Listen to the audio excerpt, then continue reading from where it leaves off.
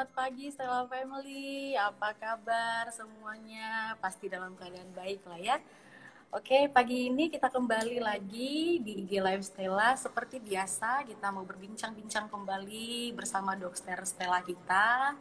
Nah, nanti sepanjang kita live, dokter kita jelasin materi kita, boleh nanti sambil di komen ya, ada pertanyaan ataupun ada yang sekiranya yang belum paham gitu, boleh di komen nanti biar nanti dokter kita yang jawab ya.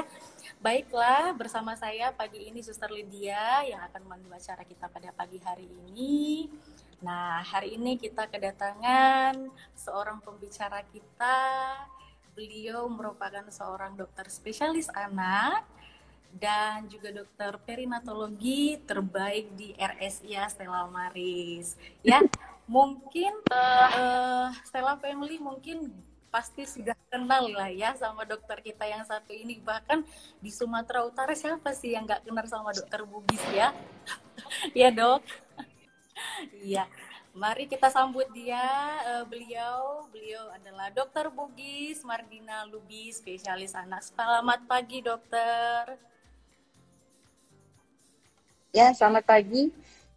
Selamat pagi, apa kabar dok? Sehat ya dok, semangat pagi nih ya dokter. Ya, suara saya jelas ya Lydia ya? Jelas dokter. Oke, baik Stella Family. Nah, pagi ini ada pun topik yang akan kita bahas yaitu mengenai tentang mengenali tanda bahaya pada bayi baru lahir. Nah, kembali saya ingatkan mungkin yang nonton saat pagi hari ini mungkin di sini ada yang kenal sama dokter ataupun ada mungkin pasien dari dokter Bugis sendiri, boleh sambil di-share link ini ya, di-share supaya nanti semakin banyak keluarga-keluarga maupun Stella Family yang lainnya yang bisa paham tentang topik kita pada pagi hari ini. Kalau semisalnya dokter ini biasanya nih diundang sampai keluar kota, kali ini Stella hadirkan gratis buat semua Stella Family. Jadi yang maupun yang bergabung pada hari ini bakalan gak rugi deh ya. Nanti jangan lupa tetap di chat di kolom komentar apa yang mau ditanya. Nanti di akhir dokter sudah selesai nyampaikan materinya, boleh nanti kita tanyakan sama dokter. Baik dokter, tanpa membuang-buang waktu lagi ya, kita serahkan kepada dokter buat menyampaikan materi kita pada pagi hari ini. Silakan dokter. Terima kasih pada Lydia. Jadi pada pagi hari ini kita mau bincang-bincang tentang mengenali tanda bahaya pada bayi baru lahir. Suara saya jelas ya, terdengar ya? Jadi jelas. Bayi baru lahir ya. Jadi kita sepakati dulu ya. Bayi baru lahir itu usianya 0 sampai kita kan katakan neonatus. Jadi kita batasi pembahasan kita itu adalah bayi usia 0 sampai 1 bulan ya. Jadi itu dikatakan periode neonatal. Periode neonatus itu adalah periode yang sangat penting ya sebenarnya karena pada periode itu terjadi masa transisi dari dalam kandungan keluarga dengan kondisi di luar. Nah, ada beberapa hal yang mungkin perlu diketahui oleh ibu-ibu yang punya bayi-bayi ya, punya bayi yang kita sebut neonatus tadi ya. Jadi bayi 0 sampai 1 bulan. Ada beberapa tanda bahaya yang bisa harus dikenali ya, yang harus dikenali dan harus dipahami. Jadi agar tidak terlambat untuk dibawa ke rumah sakit. Jadi yang pertama mungkin singkat saja dulu, nanti berikutnya agar kita punya waktu cukup untuk tanya jawab ya. Yang pertama adalah menghisap lemak. Jadi kalau kita lihat ada bayi baru lahir, kemudian hisapnya kuat, kemudian tiba-tiba kelihatan lemas, kelihatan lebih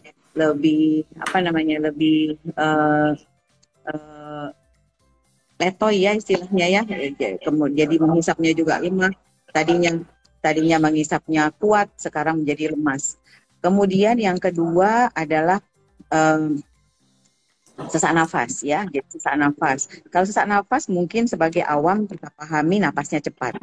Normal nafas bayi itu 40 sampai 60 kali per menit. Ya, berbeda dengan anak. Kalau anak yang lebih besar mungkin lebih rendah. Kalau pada neonatus itu pada bayi baru lahir itu 40 sampai 60 kali per menit. Kalau seandainya nafasnya lebih dari 60 kali per menit, maka kita katakan sebagai sesak nafas.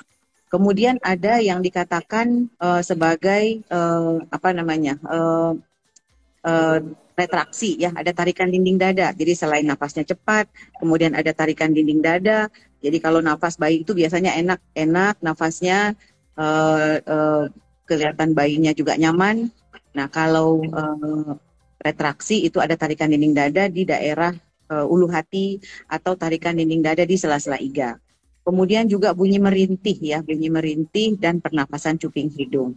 Jadi itu adalah tanda-tanda bayi mengalami masalah pernafasan. Kemudian yang berikutnya tanda bahaya adalah kejang. Nah, kejang pada bayi baru lahir itu tidak sama dengan kejang pada anak.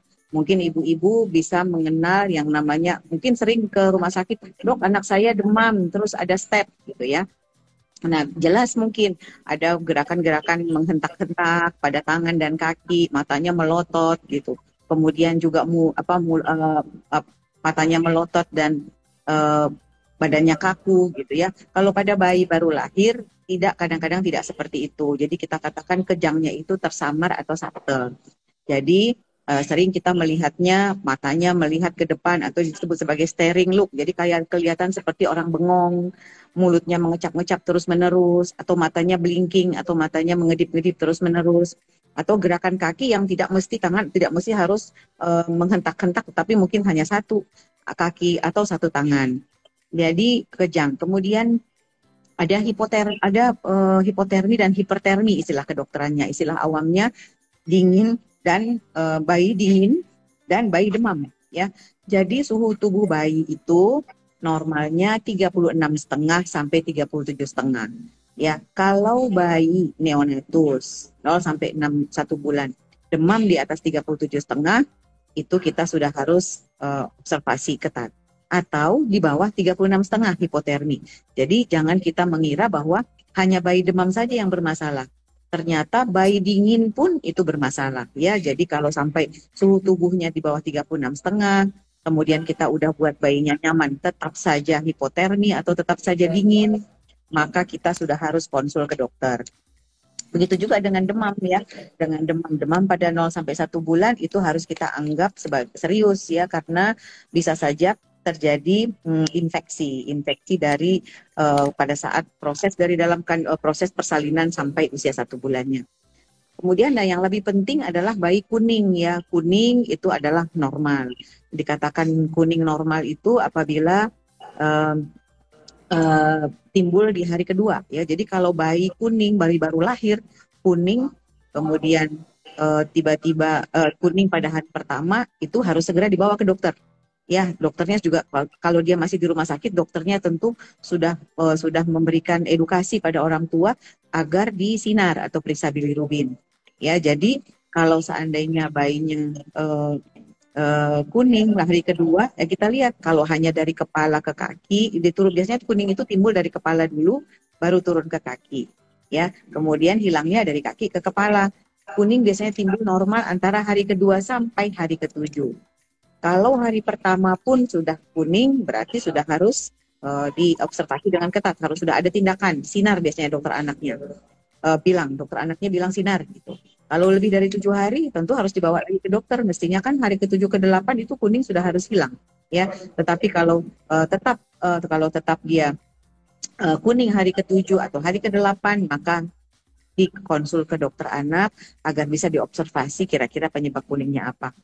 Nah itu sebenarnya kalau kita lihat sederhana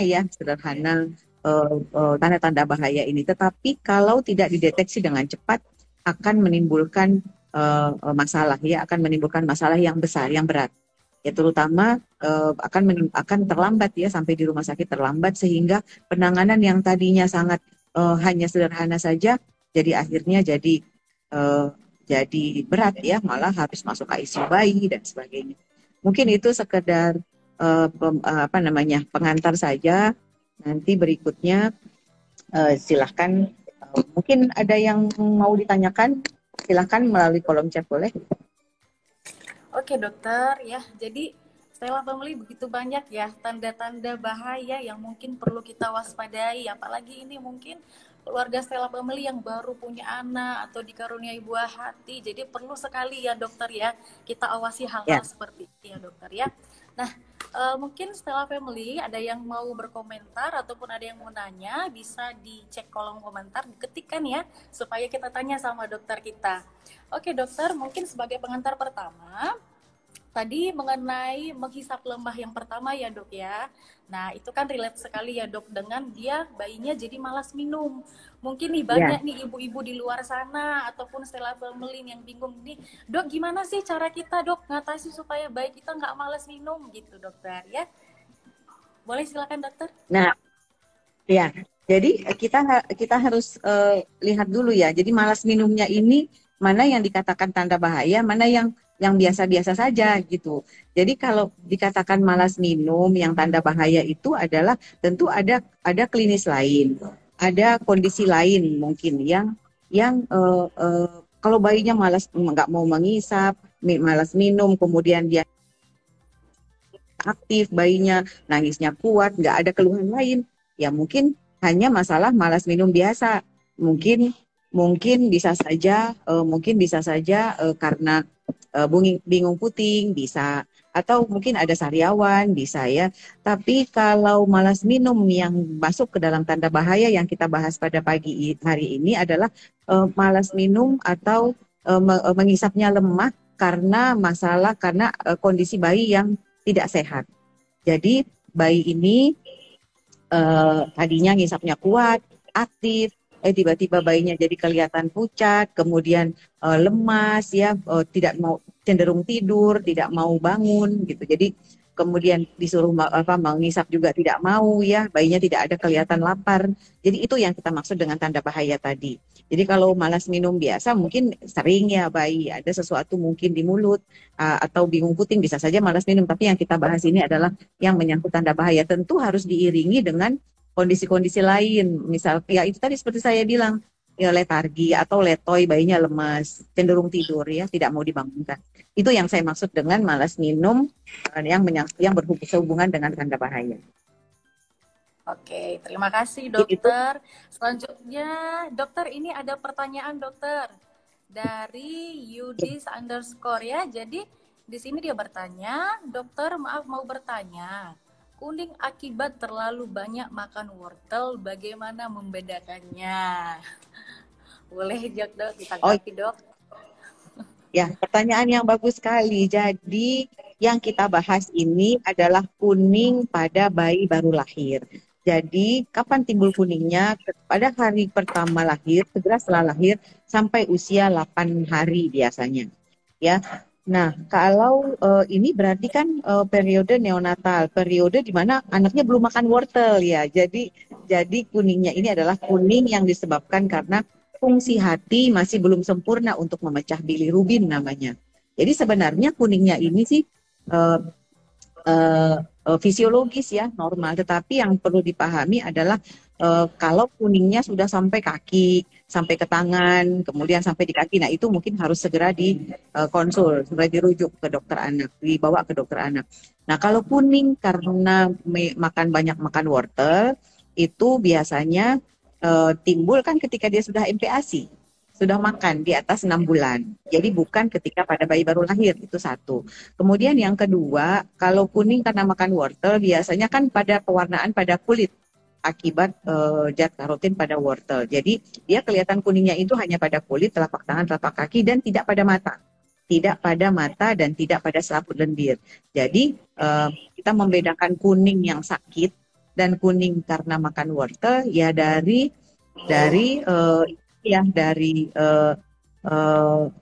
matanya. Kalau dia sakit kuning kan matanya pasti kuning. Jadi kalau karena makan wortel matanya nggak akan kuning. Mungkin itu. Jadi dibedakan dulu satu, pembedakannya ya waktunya. Kalau kuning karena bilirubin ya timbul dalam 7 hari pertama. Kalau kuning karena kebanyakan makan wortel ya timbulnya setelah MPASI.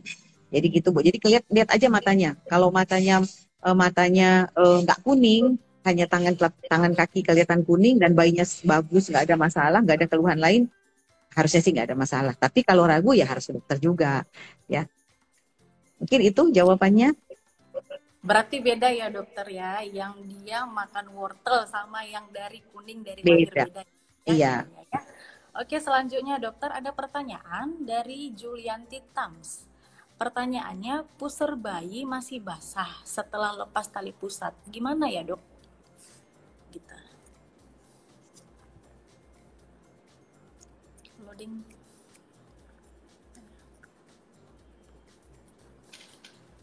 Halo Ya, maaf dokter. mungkin tadi sinyal.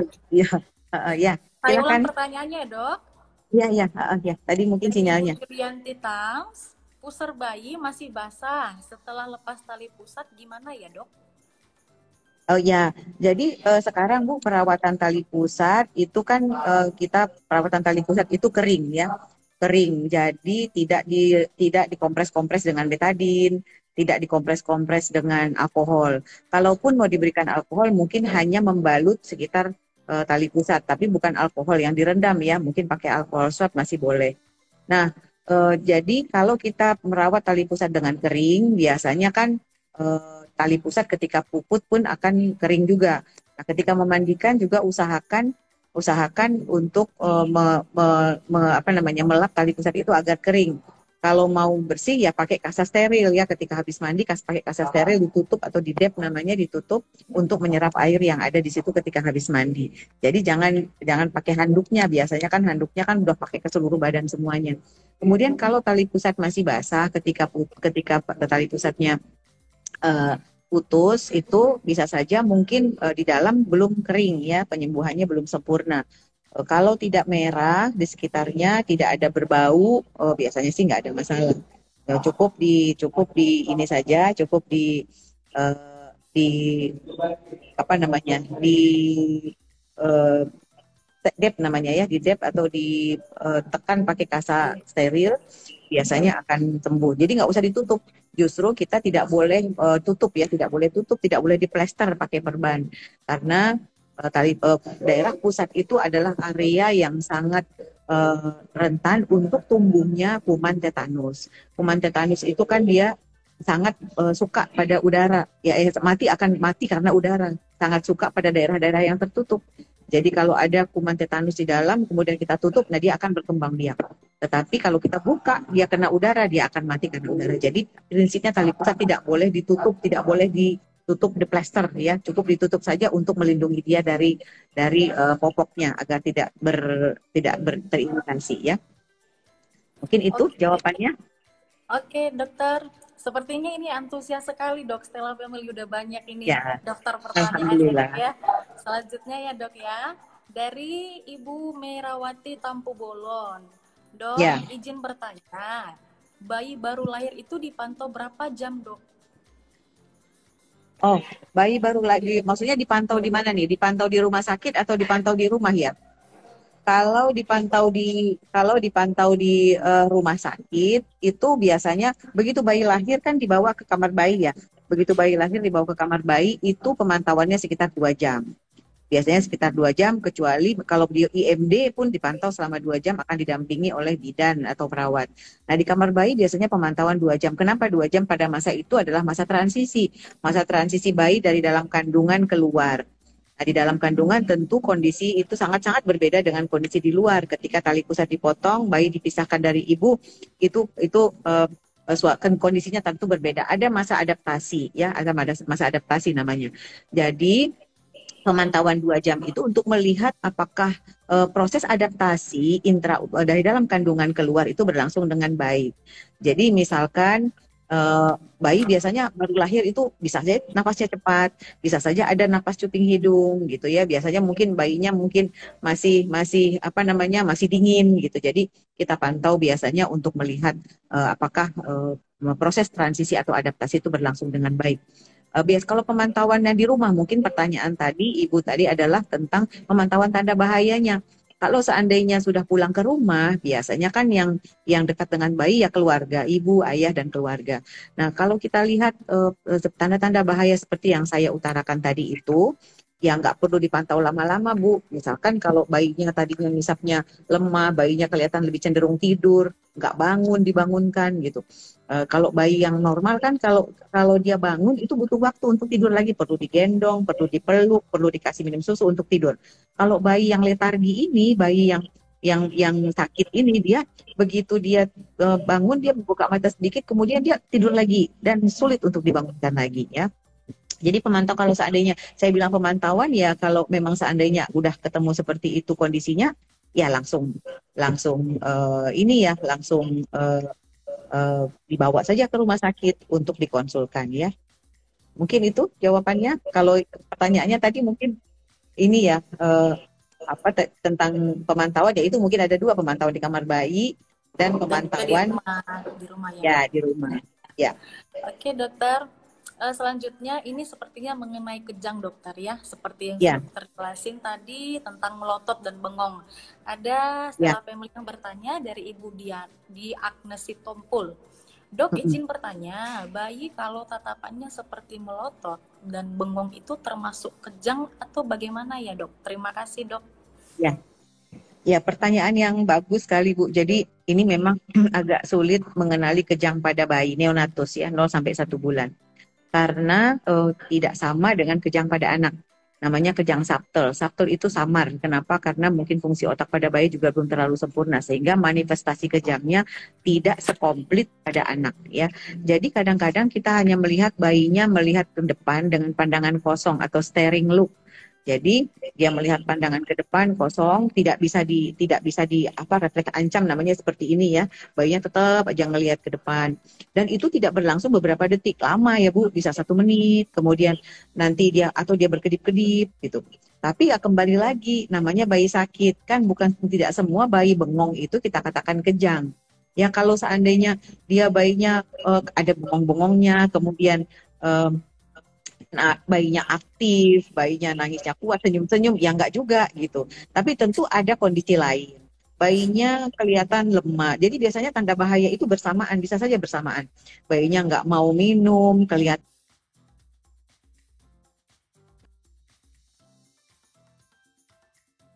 atau ada keluhan lain seperti mulutnya mengecap-ngecap, atau ada tangannya bergerak-gerak dengan tidak teratur selama lebih dari 1 menit misalkan. Jadi itu. Tapi kalau mau ngecek apakah bengongnya itu karena yang normal atau tidak, kan biasanya kan kita kita ini ya refleks ancam namanya. Jadi kita lekatkan tangan seperti ini seolah-olah mau mau mendekatkan ke mata. Kalau dia berkedip berarti ya normal. Kalau dia tetap saja melihat tanpa tidak ada terpengaruh dengan refleks ancam seperti itu, ya mungkin perlu kita konsultasikan dulu ya.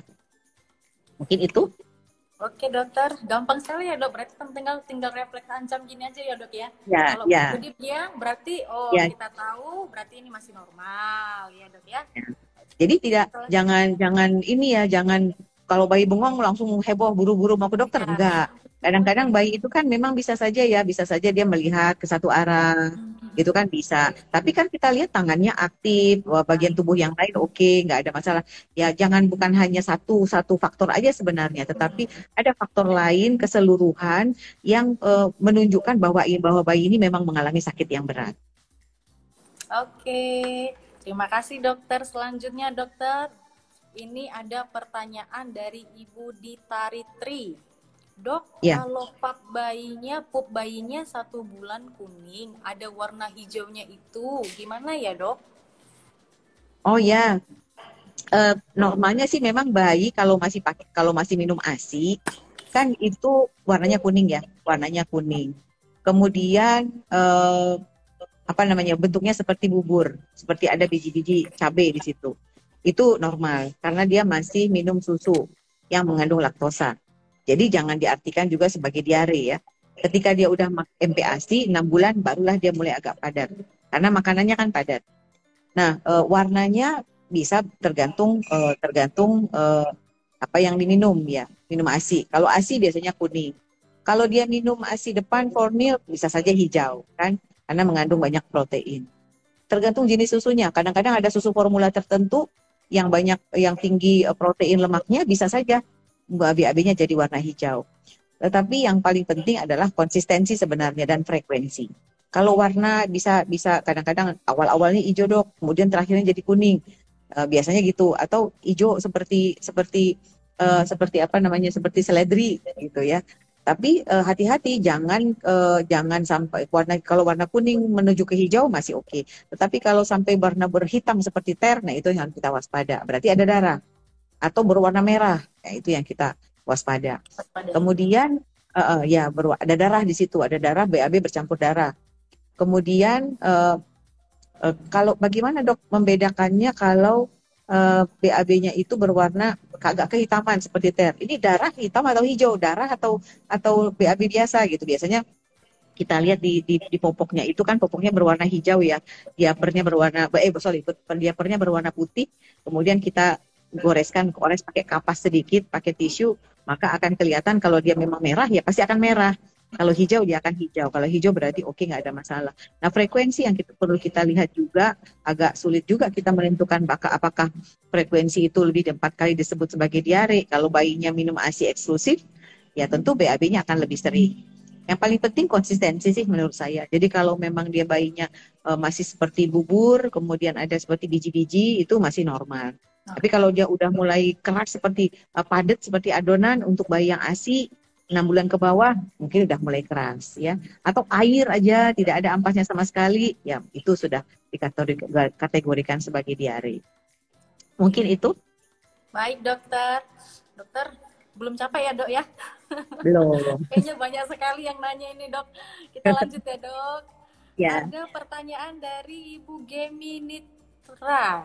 Bertanya, Ya. dok mau tanya, kalau bayi baru lahir tidak mau minum ASI bagaimana ya dok? Ya terima kasih Bu pertanyaannya.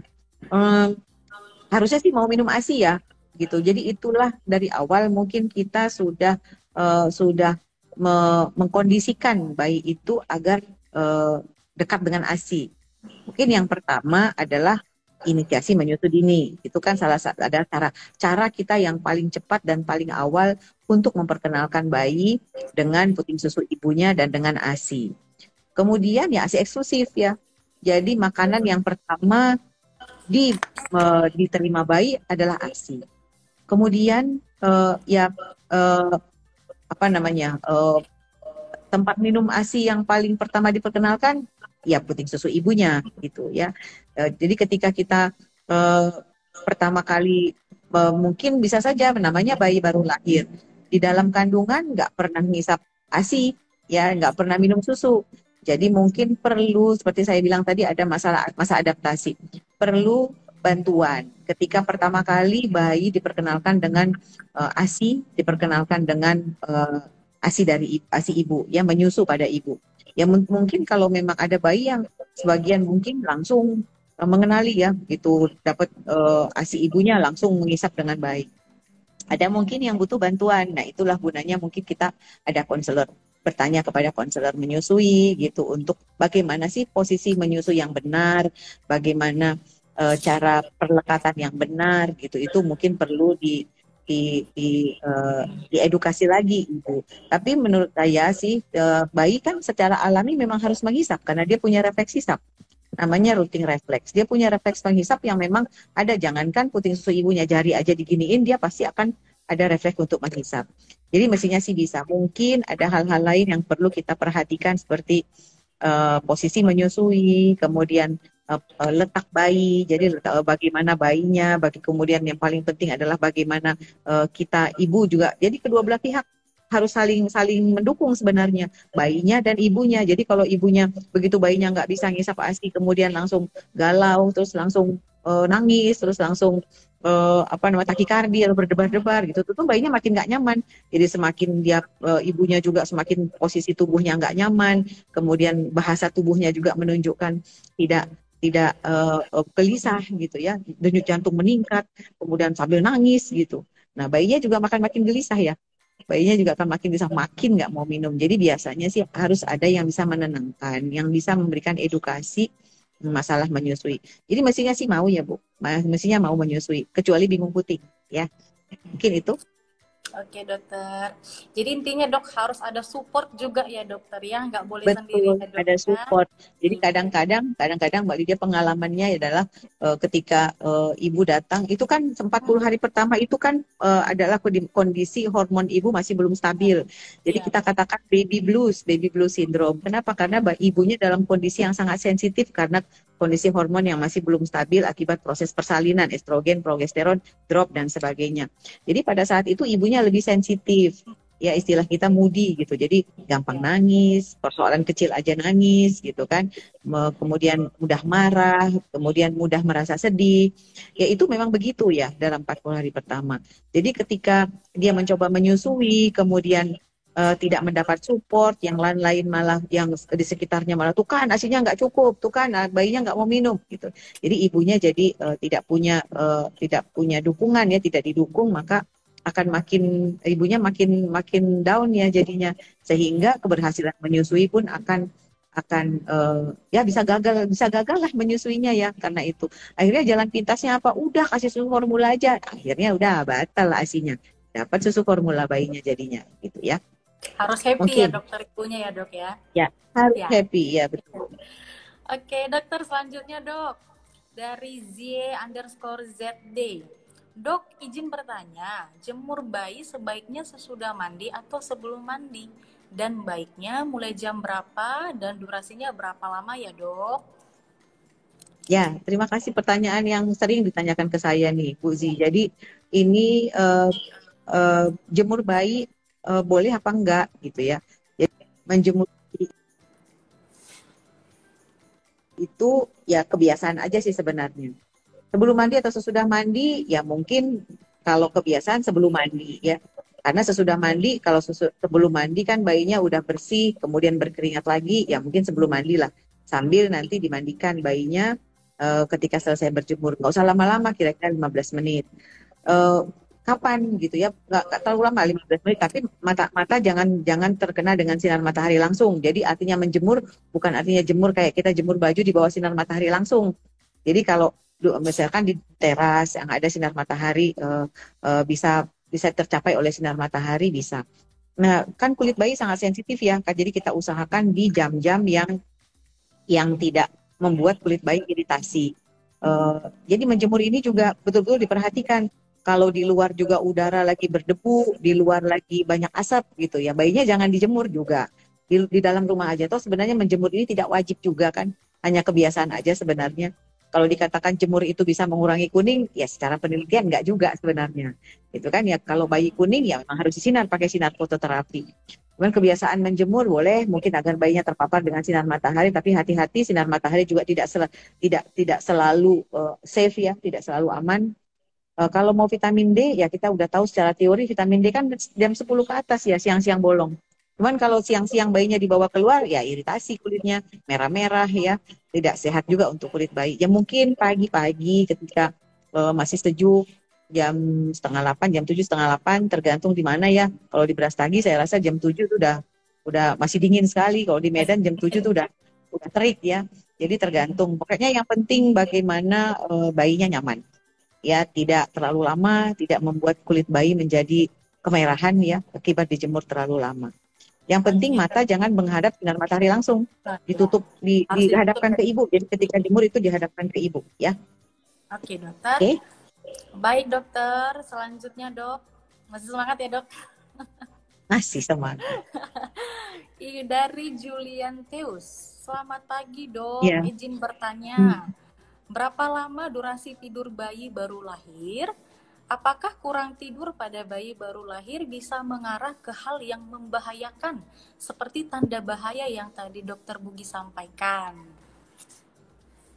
Oh ya, terima kasih pertanyaannya menarik ini. Ya tidur pada bayi itu semakin muda usianya itu semakin banyak tidurnya. Jadi pada bayi yang 0 sampai 3 bulan biasanya tidur lebih lama ya, hampir sepanjang hari itu tidur 14 sampai 17 jam per hari. Kalau bayi yang 4 sampai 11 bulan tentu akan lebih sedikit lagi, 12 sampai 15 jam per hari. Kalau udah di atas 1 tahun mungkin sekitar eh, ya di batas 35 tahun ya 10 jam per hari, itulah kira-kira ya 8 sampai 10 jam per hari. Nah, kalau pada bayi baru lahir kan dia lebih banyak tidur. Kenapa? Belum pendengaran, dia belum mendengar, belum melihat gitu. Jadi tidak mudah terganggu dengan lingkungan. Nah, mungkin tidurnya lebih lama. Bahkan kadang-kadang terlalu nyenyak tidur, tidurnya bisa bablas, bisa 4 jam, 5 jam nggak bangun-bangun. Nah, kita harus membangunkan 3-4 jam, itu harus sudah bangun untuk minum. Ya. Nah, kemudian mungkin keluhannya lagi nih, menginjak 3 bulan. Dok, 3 bulan tuh bayinya kok nggak tidur, tidurnya jadi berkurang. Malamnya jadi begadang gitu ya, karena bayi sudah mulai respon, sudah mulai apa namanya, bisa mendengar, bisa melihat cahaya, sehingga mudah sekali terganggu atau terbangun dengan orang yang lewat-lewat, suara-suara di sekitarnya, kemudian cahaya, dan lain-lain. Jadi itu, tapi ya kita usahakan memang bayinya bisa tidur, karena pada saat tidurlah perkembangan otak itu bekerja ya, metabolisme akan meningkat dan bekerja, apa namanya, otaknya akan membaik, apa bukan membaik, akan berkembang pada saat tidur. Nah, apakah tidur itu membahayakan seperti tanda bahaya yang sebut kurang tidur ya? Tidak ya, tapi kita harus lihat bahwa kurang tidurnya bagaimana. Kalau kurang tidurnya hanya bangun, kemudian minum susu gitu kan, diminum susu dia tidur, mungkin nggak ada masalah. Tapi kalau kurang tidurnya karena nangis, misalkan nangis yang tidak bisa ditenangkan atau disebut sebagai uncontrollable crying, nah hati-hati. Mungkin bayinya bisa saja apa namanya, kolik ya, kalau pada malam hari nggak tidur apa namanya, bangun terus, mungkin bisa saja ada sesuatu hal yang harus kita konsultasikan ke dokter kalau seandainya bayi bangun tapi tidak bisa ditenangkan. Tapi tidak berhubungan langsung kok Bu dengan tanda bahaya tadi ya. Jadi mungkin bayi kurang tidur pasti ada sebab. Oke. Dokter, tadi tentang kolik ada nih dari Stella Family yang bertanya. Dari Ibu Asti LBS. Bagaimana cara mencegah kolik pada neonatus, Dok? Saat BAB, bayi lebih kuat mengedan, Dok, untuk berwarna kuning dan berampas. Terima kasih, Dok. Gitu. Oke, ini pertanyaan dari Ibu Pardosi ya. Jadi gini, ada yang disebutkan sebagai infantile kolik ya. Infantile kolik itu adalah kolik atau sakit perut kolik yang terjadi pada masa bayi, biasanya 0 sampai 3 bulan. Kenapa? Karena bayi belum enzim laktase namanya yang untuk mencerna laktosa itu masih belum sempurna. Jadi bukan penyakit. Ya, nggak usah panik. Kadang-kadang malah kita sebut kalau infantile kolik tuh yang perlu ditenangkan tuh bukan bayinya, ibunya sebenarnya. Karena dua-duanya sama-sama panik. Bayinya nangis-nangis, nggak bisa diem. Ibunya juga ikut nangis-nangis berdua, gitu ya. Panik dua-duanya. Opungnya juga ikut nangis. Cuman yang satu yang tenang cuman satu, saya rasa. Papanya. Papanya biasanya lebih tenang.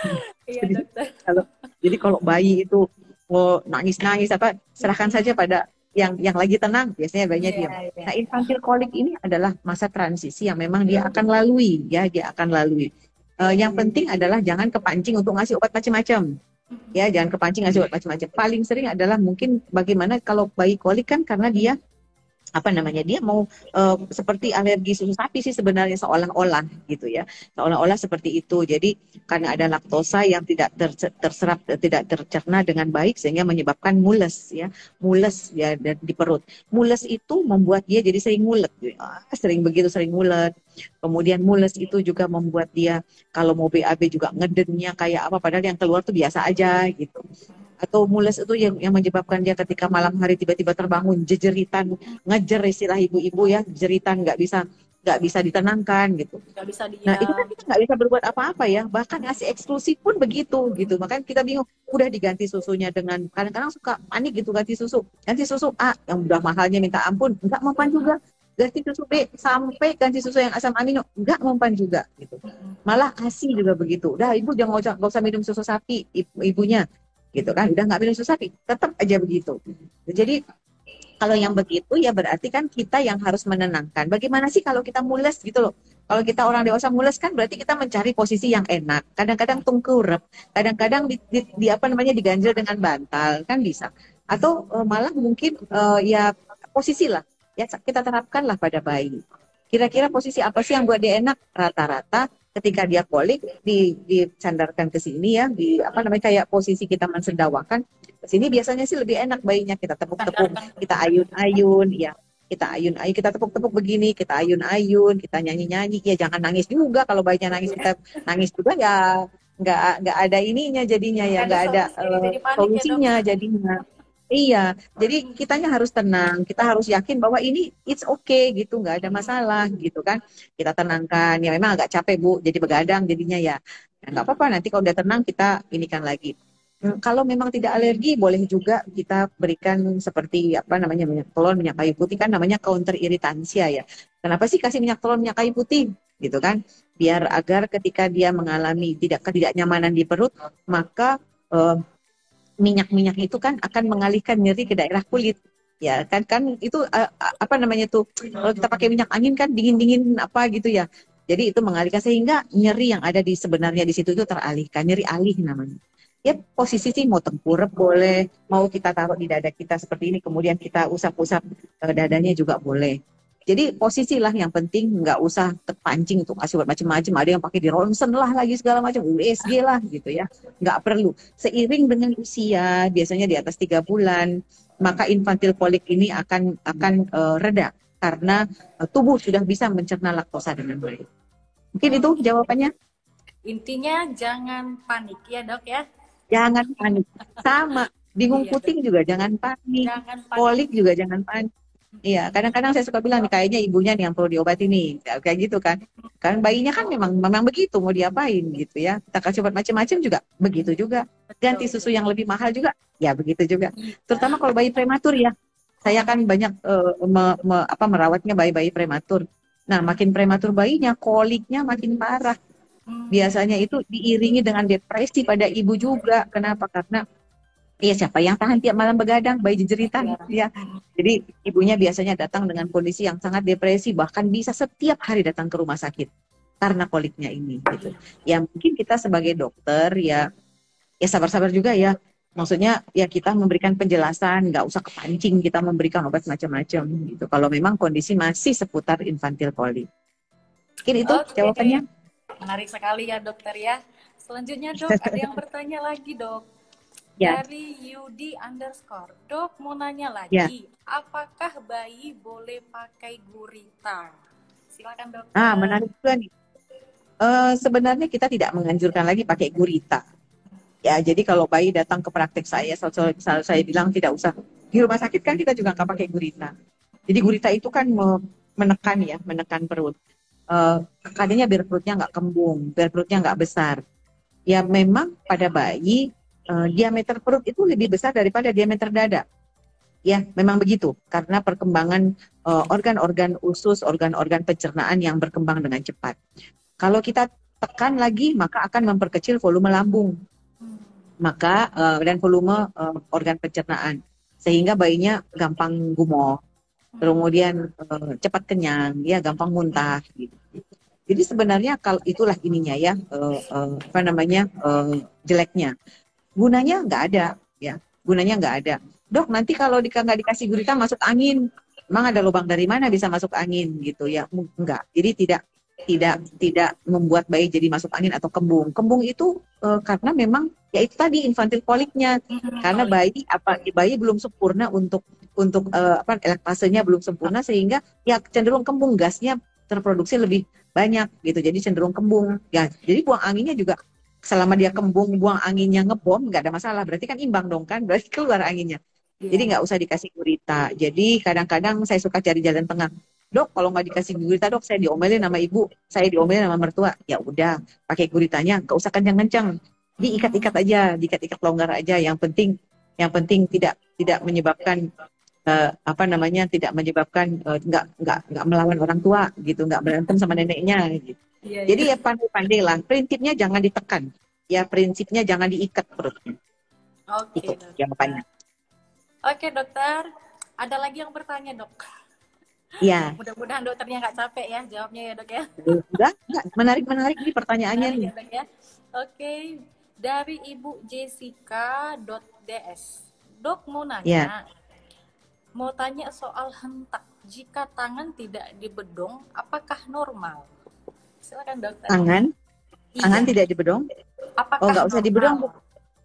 Ya, nggak usah dibedong, Bu, tangan. Karena yang menunjukkan tadi kan dalam tanda bahaya saya sebutkan bahwa salah satu bayi dikatakan bayi itu bermasalah atau sakit apabila letoy tangannya, kakinya letoy, kalau diginiin dia jatuh lagi.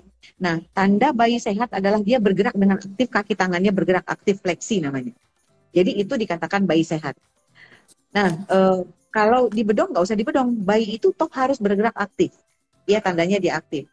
Kadang-kadang saya dalam 3 bulan kan ada namanya fase oral tuh masuk-masuk di tangan ke mulut, nggak usah dikasih sarung tangan, emang begitu. Dia berusaha mengenali mengenali anggota tubuhnya dengan mulut ya. Jadi nggak usah dibedong, Bu, biar aja dia bebas. Paling diselimutkan tipis aja. Kadang-kadang ada saya bilang gitu terus orang tua bilang, Dok, kalau nggak dibedong, dok nggak bisa tidur, kaget-kaget terus. Ya udah, nggak apa-apa, agak diselimutkan sedikit agar tangan ini terlindung. Kenapa dia kaget-kaget? Karena dia masih terbiasa dengan posisi di dalam kandungan yang dipeluk oleh uterus, oleh kandungan ibunya. Jadi dia tidak terbiasa dengan di dunia luar gitu. Jadi ketika dia itu jadi gampang ada refleks moro namanya ya, gampang seperti kaget gitu. Ya nggak apa-apa, mungkin agar bayi lebih nyaman, agar seperti ketika di dalam kandungan ibunya dipeluk oleh air ketuban dan dipeluk oleh si uterus, dia kasih selimut aja, tapi nggak usah dibedong yang sampai lancip gitu loh, kakinya itu sampai diputer-puter, dililit-lilit gitu, nggak usah. Jadi nggak ada hubungannya, Bu, bayi dibedong dengan kaki O, nggak ada hubungannya. Kaki O kan memang memang memang ada kelainan tulang ya, jadi nggak ada hubungannya. Ya. Mungkin itu. Jadi nggak usah, Bu, kalau memang bayinya nyaman, tidak tangannya di luar boleh. Tapi kalau agak kaget-kaget, agak gemetar-gemetar, diselimutkan aja. Oke, dokter. Dokter, selanjutnya ini mengenai ASI kembali, dokter. Kembali Ya, ke ASI. Ada yang bertanya dari Van Roy underscore Silitor ya. ASI bisakah kombinasi dengan support, dokter? Silakan, dokter. iya, terima kasih. Ya, kita sih nganjurinnya ASI eksklusif ya. ASI eksklusif berarti ASI saja sampai umur 6 bulan tanpa tanpa tambahan lain, tanpa air putih, kecuali memang butuh obat-obat. Misalkan dia demam, ya tentu kasih obat. Tapi tanpa air putih, tanpa madu, tanpa yang lain, hanya ASI saja. Nah, bolehkah ASI dicampur dengan susu formula? Harusnya sih tidak, kalau ASInya cukup. Kalau ASInya cukup full, tidak. Ya, kita harus punya persepsi sendiri, Bu. ASI saya cukup, harus, mesti gitu ya. Harus punya persepsi sendiri tentang ASI, harus punya persepsi positif tentang ASI. Tapi kalau dalam dalam pikiran kita, kayaknya nggak cukup nih, kayaknya nggak cukup beneran. Ya, jadi persepsi positif bahwa ASI saya cukup. Kalau seandainya memang tidak cukup, ya apa boleh buat? Bu, terpaksa harus dibantu dengan susu bantu. Ya terpaksa ya apa boleh buat. Jadi nggak usah kita ASInya kemudian nggak cukup terus jadi depresi juga enggak. Ada solusi lain, ya itu dikasih susu bantu. Boleh-boleh aja, Bu. Tapi kalau dicampur, maksudnya campur ASI terus masukin bubuk, ya nggak usah. Lebih bagus ASI sendiri, formula sendiri. Oke, dokter. Selanjutnya, dok, dari Ibu Eka Dewi underscore Hamdani. Dokter, bayi 5 bulan sering cikukan sampai Hmm? 10 sampai 15 menit. Normal dok? Kenapa? Ibunya kenapa? Bayinya? Bayinya 5 bulan sering cekukan, dokter. Oh, Sampai durasinya 10 sampai 15 menit. Apakah itu normal? Seperti itu, dok. cekukan juga sebenarnya kan biasa ya. Dalam kondisi yang biasa itu pada bayi memang lebih sering cekukannya karena eh, seperti saya bilang tadi dalam masa adaptasi ada di diafragma namanya ya apa namanya saraf di diafragma itu nervus phrenicus namanya, mungkin belum terlalu sempurna sehingga gampang terangsang.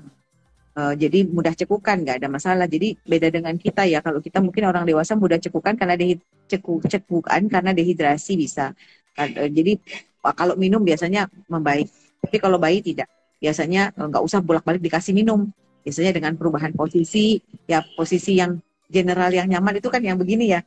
Dan untuk cekukan juga bisa ya, bisa seperti itu. Jadi boleh dimiringkan ke kiri, miringkan ke kanan, atau di ini ya, di apa namanya ditenangkan. Biasanya cekukannya hilang. Jadi nggak usah bolak-balik dikasih minum susu, malah jadi muntah ya. Jadi nggak apa-apa. Kalau cekukan dalam batas yang wajar, nggak ada masalah. Pada bayi memang lebih sering cekukannya. Oke, mungkin ini kita mau batasi 2 pertanyaan terakhir lah ya, dok ya. Ya, oke, Ya, selanjutnya nggak apa-apa. Alhamdulillah banyak untuk pertanyaan. Untuk pertanyaan selanjutnya dari Ibu Rita underscore PP. Dokter, kalau ASI, ibunya tidak boleh makan pedas-pedas ya? Katanya bayinya bisa mencret. Benarkah, Dok? Eh, saya sih tidak terlalu setuju dengan itu. Menurut saya sih mitos ya. Karena ketika kita makan pedas, itu ketika kita makan pedas, kan misalkan kita makan sambal, kan itu dicerna oleh tubuh, masuk ke lambung, dicerna oleh usus, masuk ke dalam darah. Yang masuk ke dalam darah kita adalah sari-sari makanannya, bukan cabenya, gitu kan? Sari makanan. Kemudian dari sari makanan itu akan masuk ke peredaran darah, masuk ke dalam tubuh, kemudian dibentuk di dalam asiner, namanya di dalam kantong ASI untuk dibentuk menjadi ASI. Jadi bukan berarti kita makan pedas, asinya jadi pedas. Toh perjalanan menjadi dari mulai makanan yang kita makan menjadi asi itu kan panjang sebenarnya. Ya panjang sebenarnya. Jadi bukan kita makan asi, makan cabai keluar cabai enggak. Bayinya juga enggak akan kepedesan. Bisa dicoba, bisa dites, gitu ya. Tapi kita ambil positifnya saja sebenarnya. Kalau jadi boleh aja ibu mau makan seperti kita makan biasa aja, makan cabai ya seadanya ya, yang nggak usah makan cabai sampai yang level 5 gitu ya, itu pasti ya diare, mencret ya. Atau makan rujak gitu yang berlebihan gitu enggak. Jadi mungkin positif, mungkin ininya mungkin apa namanya maksudnya dulu mungkin orang tua kita itu bilang jangan makan cabai nanti anaknya mencret ya. Mungkin kalau kita makan cabai berlebihan nanti kita diare, sedangkan kita harus menyusui bayinya jadi ketularan diarenya, mungkin begitu. Jadi ya tetap aja makan seperti biasa kita umumnya ya, jangan sampai nggak ada cabai. Apa rasanya makanan nggak ada cabai ya? Ibunya juga perlu nutrisi yang baik, perlu selera makan yang baik agar kualitas asinya baik. Sama juga dengan minum es ya. Minum es nanti bayinya pilek gitu. Ya kan kalau kita minum es kan ya kan nggak mungkin asinya jadi dingin juga. Jadi mungkin ininya adalah pesannya adalah ya kalau minum es banyak-banyak nanti ibunya jadi pilek, nanti ibunya pilek menyusui bayinya ketularan jadi pilek. Nah itu mungkin secara tidak langsung. Ya tetap setiap pesan dari mitos dari orang tua kita zaman dulu pasti ada maksudnya tertentu, tapi mungkin ya tidak secara langsung dibilang bahwa kalau nanti makan cabai bayinya kepedesan itu enggak. Ya. Oke dokter. Terakhir dokter dari Pusman underscore shop ya dok. Mau Iya. nanya dok, apakah bayi step ada faktor keturunan dokter? Silakan dokter. Oh ya, kalau bayi, ini kalau kita bicara bayi kejang ya, 0 sampai 1 bulan kalau kejang itu bukan karena demam, ya. Kejang pada bayi 0 sampai 1 bulan itu ada masalah berat di otak, harus segera dirujuk. Nah, pada anak yang dimaksud oleh Bapak tadi adalah apabila kejang demam, kejang yang disebabkan oleh demam. Jadi ada demam kemudian ada kejang. Biasanya kalau kejang demam sederhana itu tidak melibatkan otak, tidak merusak otak. Jadi sebenarnya berbeda ya. Nah kalau dikatakan apakah ada faktor keturunan, ya saya sih belum baca penelitiannya, tetapi biasanya kalau ada riwayat kejang pada orang tua dan pada saudara, maka kemungkinan dia untuk risiko untuk kejang pada saudaranya atau pada anaknya atau pada ada dalam keluarga itu lebih besar. Jadi mungkin kalau abangnya ada riwayat kejang, si adik juga harus diantisipasi. Bisa saja akan menderita kejang demam juga, kejang demam ya, bukan kejang yang lain, kejang demam. Tapi yang kita bahas dalam sesi pada pagi hari ini adalah kejang pada bayi 1 bulan yang tidak disebabkan oleh demam. Jadi kejang yang disebabkan oleh masalah di otak, bisa karena kekurangan oksigen pada saat lahir, bisa karena kekurangan gula karena ibunya menderita diabetes mellitus. Jadi itu. Jadi kalau pertanyaan tadi intinya adalah kalau seandainya ada anggota keluarga yang kejang, maka risiko untuk kejang pada anggota keluarga yang lain itu atau saudara sibling atau anaknya itu lebih besar. Jadi harus waspada juga. Waspada juga. Oke dokter. Dokter sepertinya Stella Family kali ini hari ini cukup antusias sekali karena pembicaranya cukup menarik untuk pagi ini ya dokter ya. Ya terima kasih. Pertanyaan-pertanyaannya juga menarik ini. Iya. Sehari-hari ya. Baik dokter. Baik, buat Stella Family, mungkin ada masih pertanyaan ataupun ada yang masih bingung-bingung ya. Kami dari Stella mohon maaf karena keterbatasan waktu ya, kita harus meeting untuk program ini. Nah, ada nanti yang mau ditanya bisa nanti dihubungi dokternya. Dokter Bugis praktek di Stella Maris juga ya. Nanti jadwal praktek dokternya itu di Poli Sehat Senin sampai Jumat ya dokter ya. Ya. Ya, Poli Di Sehat Poli Senin Sehat sampai Jumat. Jam 16 sampai jam 18, hari Sabtu jam 13 sampai jam 16. Di Poli Sakit Senin sampai Jumat jam 18 sampai jam 19, Sabtu jam 16 sampai jam 17. Jadi Stella Family boleh dicatat. Jadi nanti ada pertanyaan yang mungkin yang belum terjawab sama dokter, bisa sekalian langsung jumpai dokternya di Stella. Okay. Di IG Stella juga kan ada jadwalnya ya. Oh iya, di IG Stella juga ya dok ya. Jadi yang bisa update ya dokter ya, bisa tahu ya dok. Diupdate setiap pagi, setiap hari diupdate. Ya. Baik dokter, mungkin terakhirlah dok ini dok, penutup dari dokter bisa kita simpulkan dulu dok, mungkin kiat-kiat ataupun misalnya kesimpulan dari tentang tanda gejala bahaya pada bayi baru lahir ini. Silakan dokter. Ya, terima kasih. Untuk take home message-nya adalah bahwa untuk 0 sampai 1 bulan kita harus waspada terhadap tanda bahaya pada bayi baru lahir. Jadi kalau saya buat kesimpulannya seperti bayinya menghisap lemah, kemudian letargi, ada cenderung tidur, kemudian tonus ototnya bayinya tidak mau bergerak dengan aktif. Ya ini biasanya bersamaan ya. Kemudian tanda-tanda kejang, kemudian tanda-tanda sesak napas cepat, kemudian merintih, ada tarikan dinding dada, kemudian dingin ya, hipotermi, suhu tubuh di bawah 36,5 yang menetap, atau demam di atas 37,5 yang menetap, kemudian dan kuning ya, kuning pada bayi baru lahir yang sudah sampai pada daerah perut, tangan dan kaki. Jadi itu ada tanda-tanda bahaya. Kalau seandainya ibu-ibu di rumah melihat bayinya kondisi seperti itu, maka segera bawa ke dokter anak atau ke rumah sakit untuk dievaluasi lagi lebih lanjut.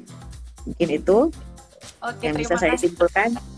Terima kasih dokter. Mungkin ini dokter sedang sibuk sekali ya dok. Terima kasih kembali udah sempatkan waktu, luangkan waktu buat Stella Family yang hadir pada hari ini. Terima kasih buat Stella ya sudah memberikan kesempatan untuk sharing dengan ibu-ibu di followersnya Stella, IG Stella ya. Iya dokter, terima kasih kembali dokter. Baik Stella Family, kita akhiri dulu ya untuk bincang-bincang kita pagi hari ini. Nanti untuk kedepannya, Sabtu depannya, jangan lupa tetap follow IG Stella. Nantikan update-update terbaru dari Stella ya. Salam sehat, selamat pagi, selamat menjelang. Selamat sehat, selamat pagi. Assalamualaikum warahmatullahi wabarakatuh.